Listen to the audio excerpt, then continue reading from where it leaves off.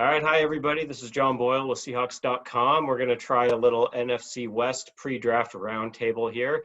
We've got Kiana Martin from the 49ers, Stu Jackson from the Rams, and Mike Drecke from the Arizona Cardinals.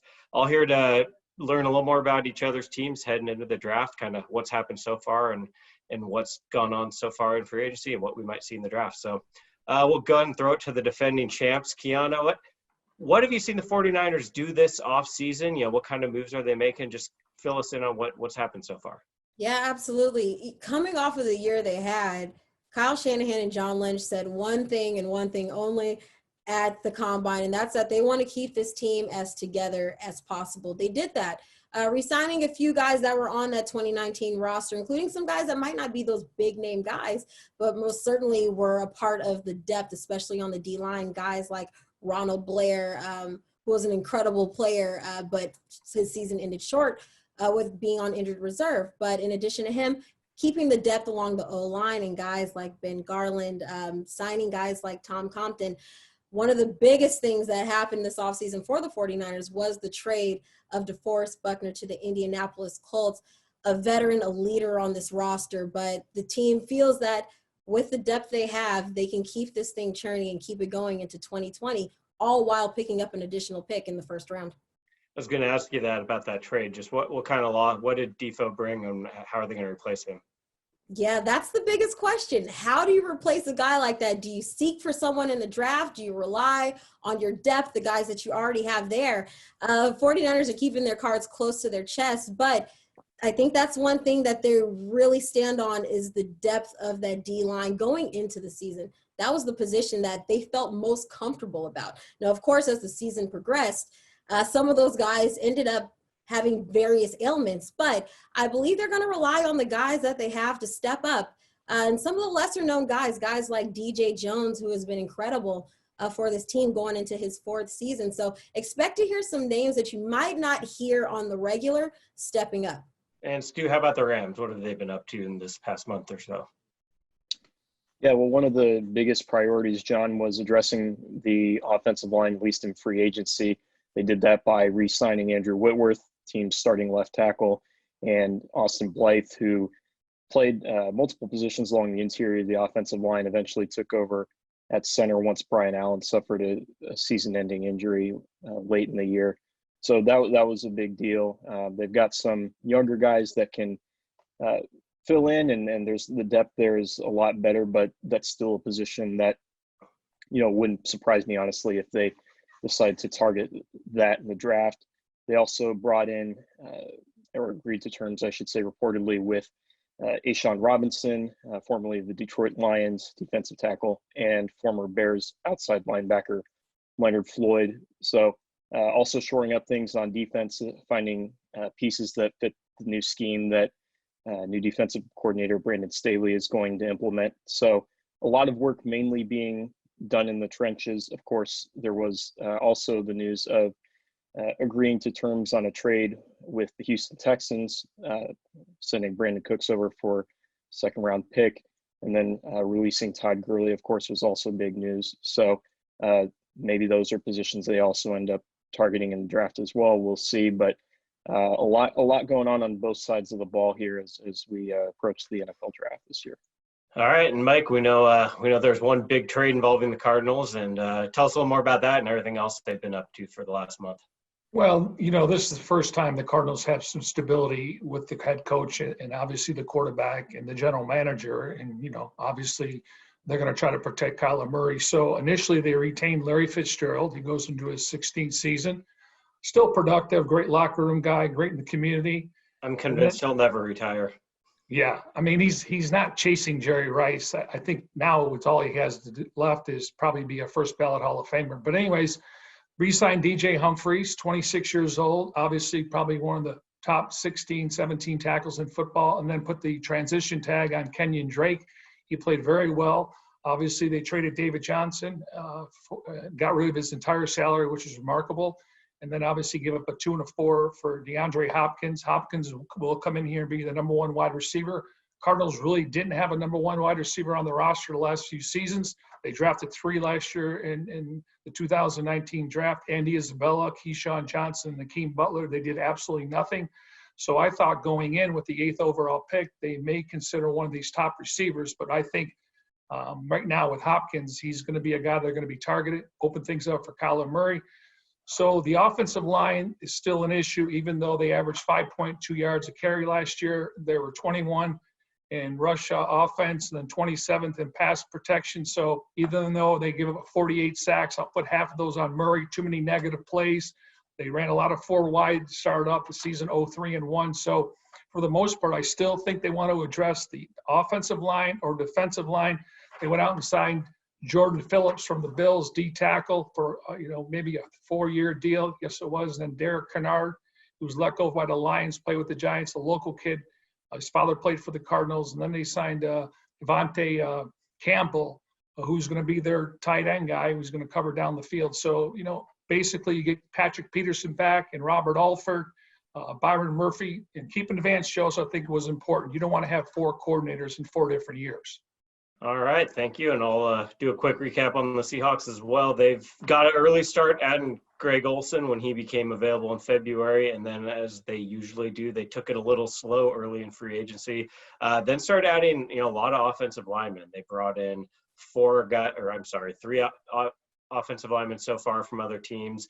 The big question mark right now, obviously, is going to be what happens with Jadeveon Clowney. That's kind of everybody around the league is wondering that. And, if the pass rush was an issue last year, if he's retained, they feel better about it. They've made some other moves to address it. If not, I think that'll be the big question mark heading into the draft. And, at this point, we may not know what's going on with Clowney by draft time. So that's probably going to be a big focus regardless. Before we get into kind of specific draft needs, I want to follow up on a couple things. Mike, you mentioned the stability. You've got Kyler Murray, obviously, another year with the same coaching staff. Then you go and add one of the best receivers in the NFL. Just what's the level of excitement about this team, kind of what it can do in its second year with this group? Well, to me, let's be honest. They've won 8 games the last couple of years. They fired Steve Wilkes after 1 year. They bring in Kingsbury, an out-of-the-box hire, didn't have a winning record in college, but obviously, the Kingsbury and Murray knew the offense. They went back and looked at Texas Tech film and, when you look at Oklahoma film. So now they just can focus on getting better, but you got to get it right. And obviously the Cardinals had a little cap space, and I think they're in a good spot now. They don't have a 2nd-round pick, so it's possible they could try to trade down there. But, overall, it's just they got to add some more talent. They got some 5-star players, but you got to have some depth. And I think Steve Keim's figuring that out. And I think this process that they're going through, it's going to go back to his early days when he was a scout. And that's where he cut his teeth. And I think he's watching a lot more film because, obviously the Cardinals haven't hit home runs in the first picks over the last few years, besides Kyler Murray.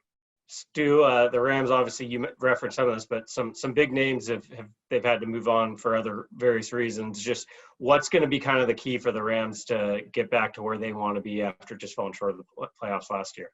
Yeah, the biggest thing I think to me is the offensive line, just because that's what, made the difference the season when they went to the Super Bowl, just the protection and the time that Jared Goff had, just due to injuries and things like that this past season, which he did not have. So if they can get the offensive line back to the form it was in 2018, I think that'll go a long way. But you also have to look at on defense too, also releasing Clay Matthews, Corey Littleton signing with the Raiders, and of course, starting slot cornerback Nickel Roby-Coleman signing with the Eagles. There's some starters on defense that you're also going to have to replace too, not to mention Dante Fowler. That's another name. So there are needs that definitely still need to be addressed, but I think kind of like I mentioned with what was prioritized, at least initially in free agency, it's going to start with making sure that offensive line plays at the caliber that it did a couple years ago. And then, Kiana, I remember when I was covering the Seahawks in 2015, they got off to a little bit of a slow start. Everyone's talking Super Bowl hangover. It's a hard thing from teams to come back from. The 49ers, they, as you said, they've retained a lot of their talent. They've got a good young quarterback, great head coach. How is that even a topic of discussion right now? Kind of not avoid or trying to avoid that so-called hangover, or do they just feel like it's all in the past?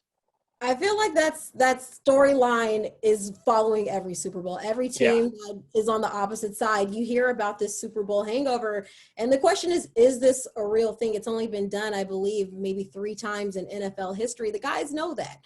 They hear it. And I feel like anytime anyone is doing an interview, that's the number one question that they're asked. Is it possible for this team to make it back to the big game? And me being not biased, I think it's completely possible. You got to look at the roster that this team has and their ability to try to retain as many players as they possibly can. So that's the focus of this team. They know it, they hear it, but I believe they're pretty good at shutting out the noise, just as they shut it out when they were 4-12, and no one believed a 4-12 team could make it to the Super Bowl. Hey, John, let me ask you about Clowney. Yes. Is it asking price, or is there any, obviously injuries have popped up? What do you think is the big picture that they're looking at? Yeah, I mean, obviously in free agency, anytime something's not getting done, money's going to be at the root of the issue. I would imagine, just looking from the outside, that his health history and what's going on in the world right now is an issue, that he can't go take physicals with other teams right now. And he's a guy that is coming off that core muscle injury that required surgery. So there might be some teams waiting, that like him, but they want to be able to get their own doctors to look at him. So at this point, as long as it's gone, I don't know that it's going to happen anytime soon. I've got no inside info on that, but just I would think if he's allowed it to go this long, it shows he's willing to be patient and wait for the right deal. So we'll kind of have to wait and see what happens. Obviously, the Seahawks would love to have him back. I mean, when he was healthy last year, Kiana got to see him at his best in that game down in San Francisco. So he can be a game wrecker when he's good. So Seahawks are hoping to get it done, but they unfortunately haven't been able to figure out the details yet. And I think Jarrett Reed, I mean, obviously by him re-signing there, Yeah. What does that do to the D-line? Because, them and the Cardinals have gone with battles back and forth every year. Yeah, I mean, that's big for them because they have a lot of free agents on that defensive line. Quentin Jefferson, the guy who started a bunch of games for them, he left in free agency. We obviously talked about Clowney.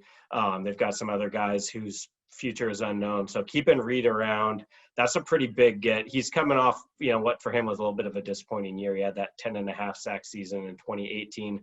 Then had the 4-game suspension and never really got going. So they're looking for him to bounce back and kind of repeat what he was 2 years ago. So that was a big move to retain him.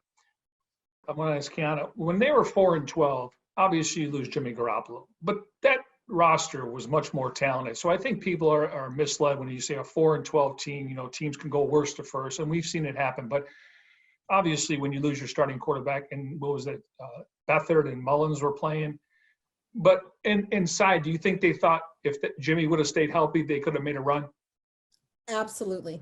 One thing that they say, I mean, if you look right now, a lot of the headlines are, is Jimmy Garoppolo really that guy? And this team has so much faith in him, what he's brought to this team, what he's brought to this locker room, what he brings to the huddle.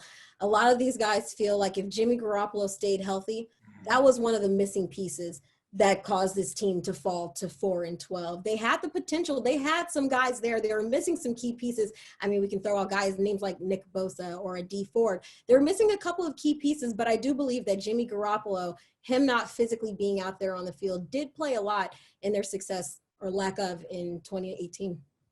Hey, Stu, I got a question for you. Les Snead. I mean, obviously they put all their chips in to try to make a run, and they got very close, and maybe the Super Bowl hangover, but 7 teams make the playoffs last year. The Rams get in. How has Snead handled the cap situation considering the circumstances?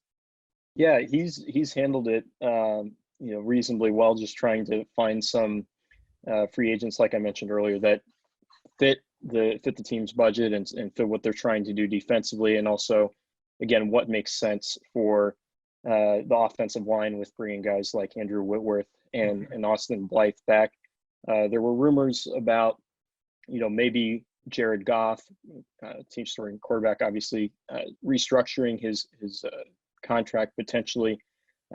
So far, there's been nothing official on that end. He did say on a video conference today that he was open to doing that. So at this stage, they still should have enough space if they have other needs to address. But as of right now, things are looking like they're going to be in good shape, at least for the time being.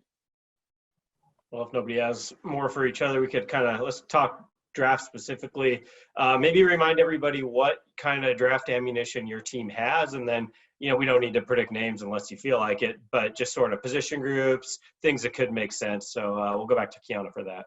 Yeah, absolutely. Well, before the trade went down, 49ers only had 6 picks in the draft, picking up now that 13th overall pick. Now they have 7. Despite having 2 picks in the first round, no picks on day 2 at all. That's usually where their money picks are of the recent years when you're looking at some of the names that they got. So I wouldn't be surprised if you do see some trades go down next week during draft week. But as of right now, 49ers with 7 picks, draft needs, losing Emmanuel Sanders in free agency, wide receiver is something where the 49ers could look to. I'm not saying they might do that with 13 or 31, but it is a very deep wide receiver draft. So getting some of those names who might be in the back half of the first round and maybe day 2. Also, with the loss of DeForest Buckner, do they choose to go that route and seek some of those names in the first round? I know Kinlaw's there. A lot of people are making that connection with the 49ers. Not sure how they feel about that, might just stick with what they have. And also, one name that hasn't been brought up is actually the future of Joe Staley, now entering into his 14th NFL season. Is he going to hang up the cleats? We're not sure. He's, from what we've last heard and from what John Lynch revealed at the Combine, he's planning on playing this next year.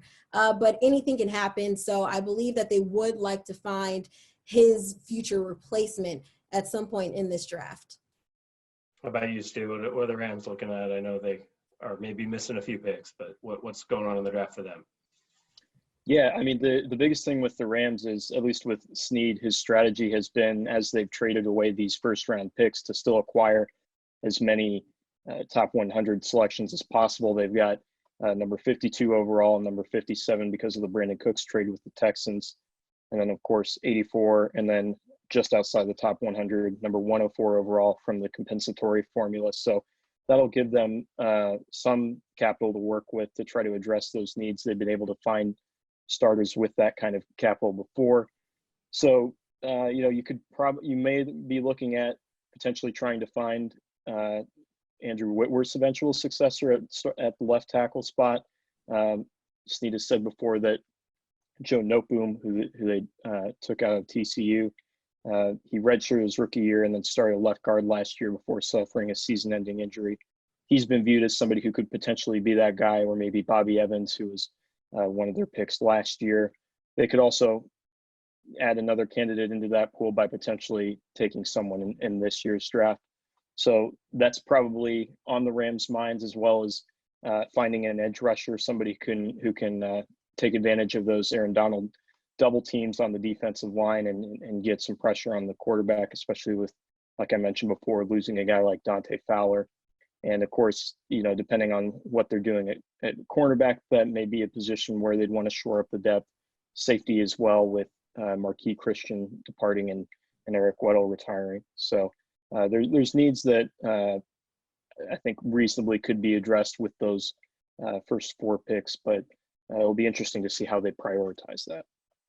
And then, Mike, how about the Cardinals? They only have 6 draft picks. Obviously, you give up a 2 and a 4 for DeAndre Hopkins. I think they would do that all day. They have the 8th overall pick. I think they would address the offensive tackle, whether it's Willis or worse. And then if you go defense, I think they really like Derek Brown or Javon Kinlaw. Now, if they trade down, I think Steve would like to trade down, not too far though, because you could see a run with the Niners possibly, or some other the Bills with wide receivers. But if they do trade down, I think wide receiver is still a consideration, but I don't think at number 8. I think they want to improve the offensive tackle or the defensive line. And then their next pick won't be to number 72. So that's why I think, they want to acquire more picks, more bites at the apple. So that's something we're going to have to look for. But if Brown or one of those 2 tackles, which I assume somebody's going to be there at number 8, you're going to have a tough decision. All right, and then for the Seahawks, it's first round pick is 27 overall, although no Seahawks fan expects them to use that. They last used their original first round pick in 2011. They've traded back or traded that pick for a player every year since then. So we'll see what happens there. They've got an extra second with the Frank Clark trade last year to the Chiefs, 7 total picks. So last year, John Schneider managed to turn 4 picks into 11. So I would think that we're going to see the Seahawks make a bunch of picks. But need-wise, I mentioned this earlier, I would think defensive line, pass rush. You can't obviously know what's going to happen with Clowney going into the draft at this point. They got to kind of prepare for if they don't have him. So I think we're going to see them address the pass rush. They've signed a bunch of offensive linemen, but a lot of veteran guys, maybe they want to get some young competition in there. And as you guys both mentioned, maybe some long-term replacements for veteran guys as well. So a lot of areas they could go, but I'm sure that the big thing will probably be trades, because that's how it always is covering the Seahawks. They still able to work on the stadium? So as far as I know, it's considered, construction still considered an essential business, and they're taking measures to have people social distance and get their temperatures taken going in to work and wearing masks, things like that. But I think at least as of right now, probably the only thing that would be in jeopardy is the Taylor Swift concert. That's like the first event in late July. That's assuming the stadium opens on time. That's going to take place there. So, all right, everybody. Well, I think that we've covered it all, unless somebody has other things they want to throw out. But otherwise, I appreciate you putting this together, and look forward to seeing it. And everyone's excited about the draft. Thank you. Yeah, let's maybe revisit it after the draft. We can talk about what actually happened. Thanks again, everybody, for jumping on. Let's do it. all right. Thanks, John. Appreciate it. Thanks, guys. Thank you, John. Nice to meet you guys. Take care. Yeah, Pleasure you to too, Mike. Nice to meet officially. you too, I know Mike. I see you guys' names, and game days are kind of crazy, but nice to officially meet you guys. Likewise. Absolutely. All right. Stay Everybody have a healthy. good Be one. safe. Yeah. Okay. Likewise, I'll Thank see you you. guys after the draft. Okay.